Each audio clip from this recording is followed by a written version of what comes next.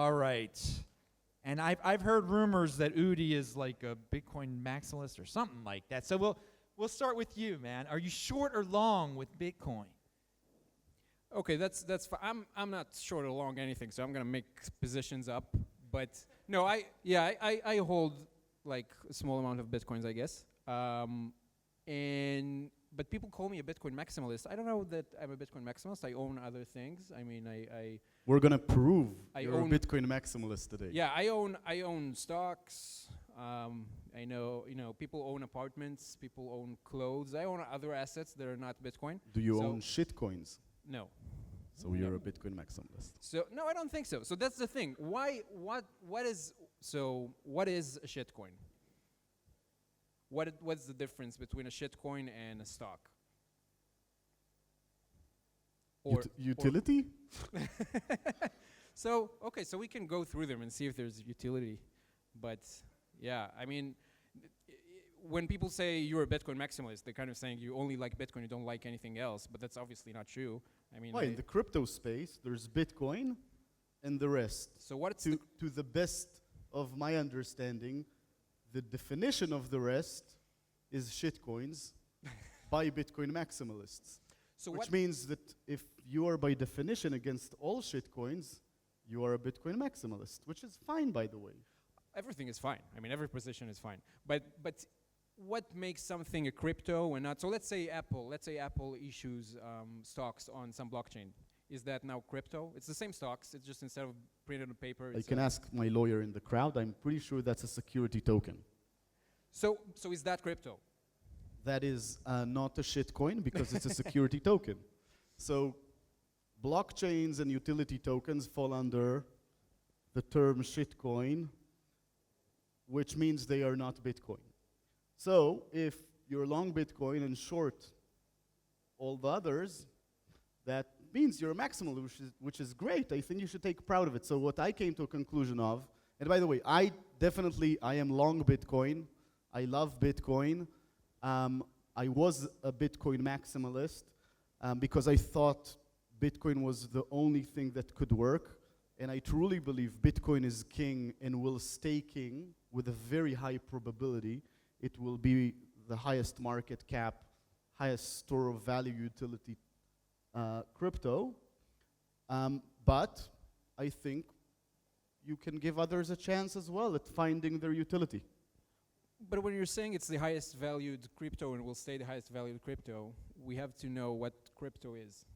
What qualifies as being crypto and what doesn't qualify as being crypto. Like, are USD tethers, are they qualifying as being crypto?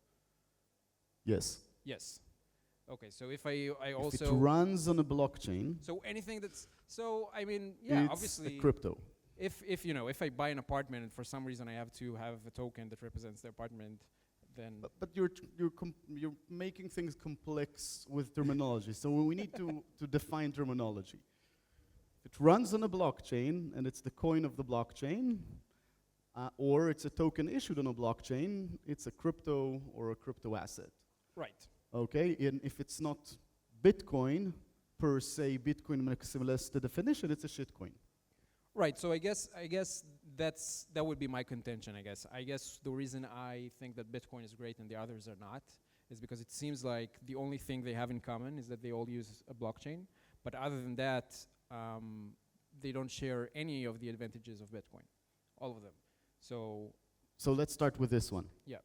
All right, so we did agree Bitcoin is the next Bitcoin. I think we can agree on that. That is good. But the question is Ethereum the next Ethereum? Well, Ethereum 2.0 is the next Ethereum. Since this is DeFi and dApps, right, conference, how many people here believe in DeFi and dApps? Raise a hand. Woo! Woo! How many people have used DeFi and dApps? So why did you invite this guy to stage? So that's why is much he less. invited here? So smart contracts in general, okay, or decentralized finance, which means doing financial transactions on a trustless environment. But they're not trustless. you can exchange, let's say, 2 stable coins on Ethereum through a decentralized exchange without having to trust Vitalik or anyone in the Ethereum Foundation. So you can use the Ethereum blockchain to transact with people you don't know, to create financial transactions in a decentralized manner. And for that purpose, you don't need to neither really trust Ethereum Foundation or Ethereum developers. You don't trust them, but you always trust someone. There's always, with any one of these projects, you always have someone you're trusting. So maybe you trust the oracles that operate the exchange, maybe you trust the developers who can change things, but you're always trusting someone. So it depends on the platform. It's true, you can mix and match and choose what you trust them on, but eventually they can. So trust is decentralized. I mean, but you can say that on Instead Bitstamp. of having to trust one person, you divide the trust, and then you can make more complex But how is that transactions. So I different? trust that Ethereum is going to work tomorrow. I trust a smart contract written on Ethereum, which means my decentralized exchange will work tomorrow. I trust the issuer of a stable coin, specifically eToro's stable coins, of dollars and pounds and yens. I trust these 3 individuals. Now, if you and Adam want to do a pound-yen transaction, let's say a complex one that's going to be done a year from now, you can actually write that smart contract and do that transaction with dividing that trust between different counterparties instead of having to trust Adam. Yeah, what I'm So trying you don't to need say. to trust Adam to do a decentralized finance transaction with Adam. What You I'm can trying to trust say is other that you people. have to trust. There is, for each component, there's always a central point of failure. And you're right that, okay, so we have a competition, we can choose, and that's useful too. But how is that different from me being able to choose between eToro and Bitstamp and Kraken, and distribute my risk between them? So I think Because I trust that the internet will continue to work, and I I think trust that's that they wouldn't all steal my funds. personal, why I love the concept of blockchain and not only Bitcoin, is the concept of decentralization means it's easier to work with multiple counterparties on sort of standard protocols. And in finance, because what we do in general in eToro is also a lot of traditional finance, it's really, really hard to, you build a lot of relationships with centralized entities, and it's really hard to build those relationships across time, right? So to, open bank accounts that's significant, connect to exchanges in the real world, to central clearings. It's very hard, right? In the Israeli Stock Exchange, the Tel Aviv Stock Exchange have, I think, 12 members. There are only 12 entities in the world who can transact directly on the Tel Aviv Stock Exchange, where on a regular crypto exchange, maybe there are, millions of members. And I think that's the beauty. Once you start decentralized things, so you decentralized custody, you enabled users to easily move custody to their own hard wallet, suddenly an exchange can be open for millions of people instead of being a closed membership one, right? And the same goes to any transaction. So once you decentralize trust, you say, I trust this entity to do this part, the blockchain does the blockchain, the issuer of a stablecoin does the issuance of the stablecoin. Maybe whoever written the smart contract has written it and audited it. Now all I need to do is actually sign the contract with Adam, and I know that the transaction is going to happen, and Adam can't escape from that transaction. So that's the part, I mean, I agree with you that Bitcoin and other... Bing! Every time he says I Yeah. agree with you, I want the audience to say, bing! So I'll say it again, I agree with you that Bitcoin and other monetary currencies, when you use them on an exchange, it's obviously makes things easy for the exchange. And we can see that, we can measure that, we can see that. I'm not really agreeing with you that that can apply to just any other thing. We don't see that. This is something we don't see. So for example, in DeFi, we have now, I don't know, 10, a dozen, maybe more standards and ideas. So it's not a standard, it's multiple protocols already, even when it's tiny, right? It's It's very small right now. So already we have multiple competing standards. I don't see any reason to think that just because we're using a blockchain, we'll suddenly have the standards between everyone and everything will be easier. It doesn't seem like that for now. I agree that it hasn't matured yet, but people see a lot of potential in DeFi and dApps because entrepreneurs, people who have sort of envisioned futures of how something would work, think this could work. You can't argue in that. That's why there's love the vision. So many people. It's just that the fact that there isn't a killer app yet, that I 100% agree. We haven't seen it yet. Well, let's conclude Ethereum here. Short or long? You should always be short Ethereum. That's easy. So who in the crowd can write a nice smart contract between me and Udi that does on the WBTC like a short long? How much money are you putting in that short?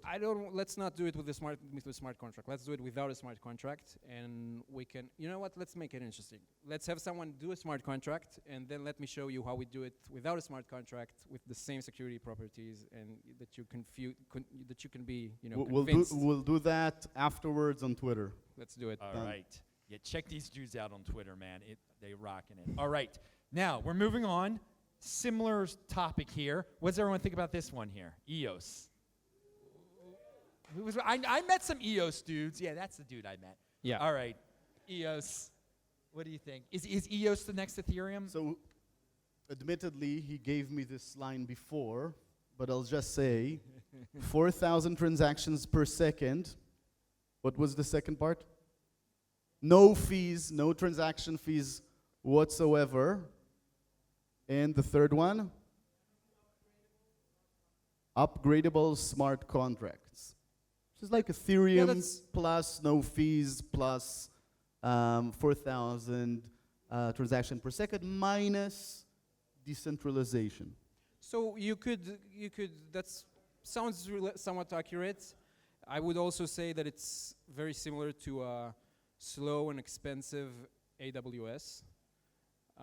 Amazon Web Services. So they're probably doing more than 4,000 transactions per second, and they also don't charge fees from people making requests to their servers, and they're also not decentralized. So I'm not sure why EOS is better. I do think it's better than Ethereum in a lot of ways.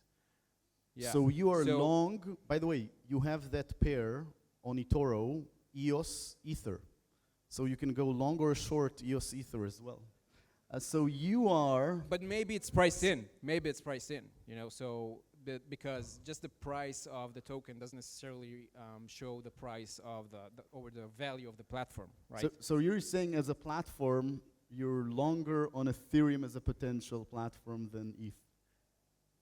No, I don't think anyone in the world right now is long on Ethereum as a platform because everyone who is involved is planning to replace it with Ethereum 2.0. So basically, no one thinks that Ethereum is going to stick around. But I would say that EOS seems to make more sense simply because it's super centralized, and that's what most people need. So, but I would say if you're going that far, maybe just use Amazon Web Services. So maybe long Amazon, short EOS. Udi said, maybe buy EOS. All right, well, Yeah. let's, That's what I heard. you brought up centralization. Let's move on to this one. What's everybody think of Ripple here? I think this is the first time people booed, Yeah, right? yeah. I This is thought the we might get that. Well, so how long does Ripple have on this earth? Is it gonna? Will it be around the 10 years still? Are there? I mean, I've heard about lawsuits and what's going on. It's a target if it's centralized. If anything is a security token of these bunch, it's probably XRP. And there are some problems. So one is that I don't think people are very much interested, at least right now, in security tokens. And two, that maybe it's not completely compliant. So those are two fundamental problems here. Another third fundamental problem is that I see no reason why you would use it at all. I mean, people would say, well, but Ripple is faster than Bitcoin, but it's, again, slower than most centralized solutions. But again, the thesis, first of all, there's Ripple Labs. There's a company there that launched this and are funded by a lot of like VC, Silicon Valley type investors. Second, the concept behind Ripple Labs is let's take blockchain technology to replace SWIFT, which seems like something in the banking industry we all agree doesn't work well with wires, right? For some reason, they take 1 to 5 days.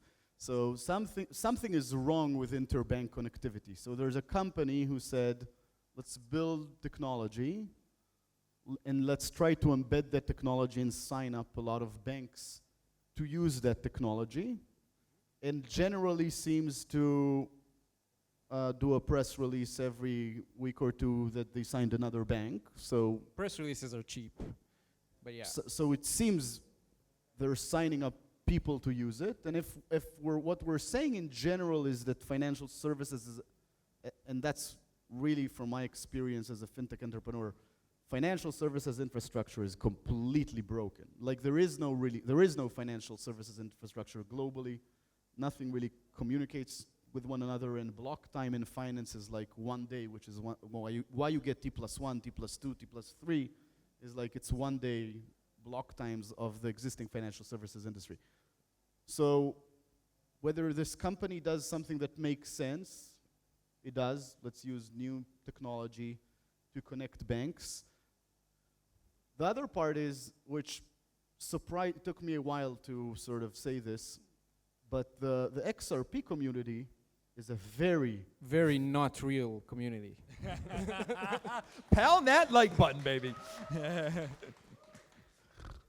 I once thought you weren't real, but apparently A you lot are. of people here thought that. but- Well, no, there's a real question. Have you ever met a Ripple fan in person? I haven't, actually. Oh, there we go. There's some. There's one. There's some. There's one. I met some XRP fans, Yep. at least on Twitter. Let's put aside for a second the reality. They are very, very passionate around XRP as a token. And if you think about it, you're like a high priest. So Bitcoin maximalism is like high priesthood of Bitcoin. So you diss all other shitcoins to maintain the dominance of Bitcoin, which, by the way, makes sense. That's how religions sort of, when you think about like us 3,000 years ago and people like discussing 7 different religions that just started, right? So money is like religion. You need to really believe in something. It doesn't have intrinsic value. There's no government around it. It's all our imagination eventually, right? If you to quote Yuval Noah Harari. So every religion needs her priests and protectors, and which is why I understand Bitcoin maximalism. You need to shit on all other coins in order for BTC to be king. No, they'll But fail the alone. They don't need XRP us. community are very passionate. They do have that passion to XRP that Bitcoin maximalists have to Bitcoin, and I have to say it's at least interesting. So I want to say a few things on this. First of all, you're right. On Twitter, there are a lot of there are a lot of very passionate XRP people. I've met thousands of them. All of them are the same 5 people, though. So now that's almost a fact. That's almost a fact because you can see that it's the same. It's the same talking points within an hour. It's really and people have done research on the connection between them. It seems very. But who runs this network? If there is this conspiracy, It's not a conspiracy. It's not a conspiracy. but It's a good marketing strategy. It's not a conspiracy. but somebody needs to finance this. So there is a theory, right, that Bitcoin has, like the NSA started Bitcoin, right? But We won't go into but that, you don't but- have to go there. but- You know that Ripple but Labs if there is- sells, I don't know how many millions of dollars in Ripple a So- month. so So you're- they need to create this, Right. interest. I don't know if they do it, but there are definitely people who have the reason to. And I want to say one more thing on Ripple. So you mentioned the technology. I think the technology of Ripple isn't necessarily bad at all. The question is, how does the token fit in there? So if banks choose to use their technology, I mean, that's great for shareholders of Ripple, the Ripple Incorporated. But I'm not seeing how that's going to work with XRP. I don't think banks are I'll going to use just give the XRP. logical answer to it. One is they're using the token to actually continuously, potentially bring more money into the Ripple Labs to develop this. That's one. Sure, but that's a- bearish for the token. That's a not very nice bullish. utility of a utility token. But that's bearish for the token. Second is, in theory, very Silicon Valley mentality is build it, right? Build the network, get all the banks to use the network. The network is the XRP blockchain. You need, by the way, you need a minimum, I think, of 5 or something like that XRP to actually have a wallet. So let's build the network, let's connect everyone, and then one day people will actually need XRP wallets with tokenized assets on top of it, and someday we'll also be able to charge maybe the banks and add a fee to the network, right? Very sort of build it, create the network, then eventually charge for it. That's a theory, but I agree, it's not clear today what is the future utility necessarily.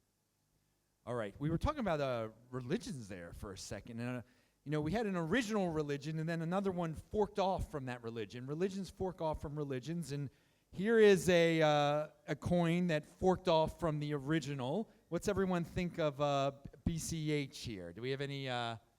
Oh yeah, okay, Bcash. Has it jumped the shark? Well, these days I like Bcash a lot more than I like BSV, right? Oh. But I mean, I guess the thing about Bcash is I guess it's good that it happened, because a lot of people were frustrated, and I think it's good that they have their new kind of home, their new community, and I think it's useful. I think that a lot of I think that you will see with time that a lot of people agree over the Bitcoin Cash side. It's already happening that some of their assessments were maybe a little bit out there. For example, you can see right now that they were talking about huge blocks. You can see right now that effectively miners are limiting the block size to about 2 megabytes, which is very similar to what Bitcoin is right now. So it seems very clear that the reason for the fork wasn't technical at all. It was political, social, and that's a fair reason too, as well, as long as people understand that's what it is. But yeah, I just don't think that being a coin that is used just to pay for coffee in places is going to be a very big hit, but maybe. Just a theoretical question. What is the real difference again, between Bitcoin and BCH from a theoretical store of value point of view? Well, it's all about how people see it, right? So it's all about, first of all, how the current holders see it.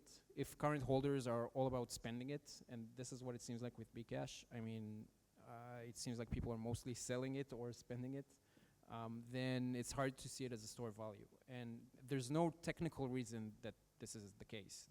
I can't point you to some line of code which makes it so. But the way that community and the way that people look at this thing is I think it's more important than how the people's technology belief. works. Sure, yeah. A lot of it, so the biggest difference is people's belief, Of course. right? Bitcoin, that's why Bcash were trying to argue so hard that they're Bitcoin. They wanted to grab that attention and say, we're the real God, right?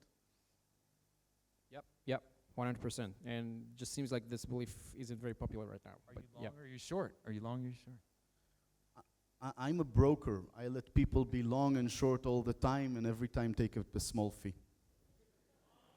What's next for Bcash? the Will they be around I in don't 10 know. years? Will they be? I really don't know. Or will there be a bunch of forks off of it? I mean, it already split. I don't know. I think the one thing that I would speculate about Bcash is that I expect that they would stop using the name Bitcoin in the next 2 years. I think they will rebrand in some way because it's not beneficial to them. Actually, just found out I hold like Bcash because I never sold it. So now I'm like, what do I do with this now? All right, now we're going to move on to, I know there's some fans of this here. Tezos. We got some Tezos people. What do you guys think about it? We got some people here. There were Tezos guys coming up to me before. All right, what's your take on it? First of all, notice, no booze. Which is nice. It's like your friendly, decentralized blockchain that's, I think, nobody hates, which is great. That's also great. They hate each other. They used to, at least. There was the whole foundation thing in the beginning, if you remember, where they tried to build this. They try to forget hate.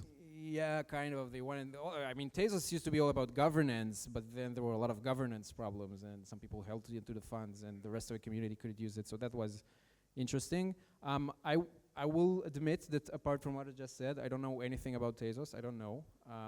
It seems like. About baking rolls. Yeah, you can bake things. I don't know.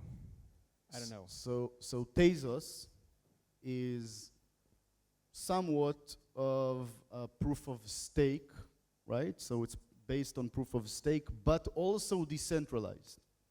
So if you think about some proof of stakes which have decided to be more centralized, which are fine to increase speed or lower fees, then the baking process of Tezos enables them to run basically a proof of stake and a smart contract and governance in a decentralized manner, which is what potentially other blockchains are trying to do. So I think it was a first of its kind to be able to show that it works. And from what I see, because I know a couple of bakers and rollers, it seems to work. And I know a lot of Bitcoin maximalists in general think proof of stake can't work. Can you explain that to me? I mean, it works until it doesn't. I don't know how Tezos' thing works specifically, so I can't really comment on that. There are many problems with proof of stake. Some of them, some of them relate to how, in some systems at least, you don't have to really sacrifice anything, because if you make a mistake, you can always just kind of roll back and go another way, so it doesn't cost you anything to make votes that aren't good. But that depends on how it works. There are other problems like, well, of course, when you do an ICO and you keep 50% of the tokens to yourself, then doesn't really make sense to say that it's a democratic governance, because you hold half of the coins. There's the problem of most people not wanting to vote. Exchanges usually will make the voting and not the people.